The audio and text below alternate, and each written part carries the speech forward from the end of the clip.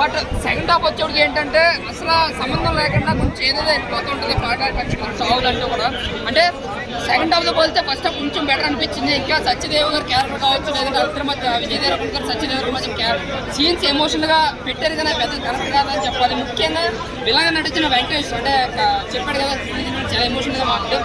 తన క్యారెక్టర్ మాత్రం చాలా బాగుంది. సినిమాలో ఒరిజినల్ విలన్గా ప్రవృత్తం చూపించిన యాక్టింగ్ బాగుంది, ఆ స్కిల్స్ బాగుంది, చాలా డైలాగ్ అంతా ఆయన కోసం మాట్లాడు. ఇద్దరికన్నా యాక్టింగ్ ఆయన బాగుంది, నాకు బాగా నచ్చింది. ఆయన స్టోరీ ఎలా ఉందన్న? స్టోరీ పరంగా కొంచెం రొటీన్ స్టోరీ అయినా అంటే ఇలా స్టోరీ ఎన్ని వచ్చాయో మీరే అనుకుంటారు. బట్ స్క్రీన్ ప్లే ద్వారా బాగా గ్రిప్పింగ్ తీసుకుంటే నిజంగా ఒక బ్లాక్ బస్టర్ నిలిపిన స్లో పేస్ట్ అయిపోయింది ఫస్ట్ హాఫ్ సెకండ్ హాఫ్ కూడా. అంటే ఎమోషనల్గా కొంచెం మాసివ్గా ట్రై చేద్దాం అనుకున్నాడు గౌతమ్ తిన్నూరుగా. బట్ విజయ్ దేవరకొండ లాంటి యాక్టర్ని తీసుకుని మాసివ్గా మంచి హై మూమెంట్స్ పెట్టే సీన్, అంటే మూమెంట్స్ ఉన్నా సరే అంత మూమెంట్స్ పెట్టలేదు సినిమాలో. ఒక ఇంటర్వెల్లోనే హై మూమెంట్ వస్తుంది.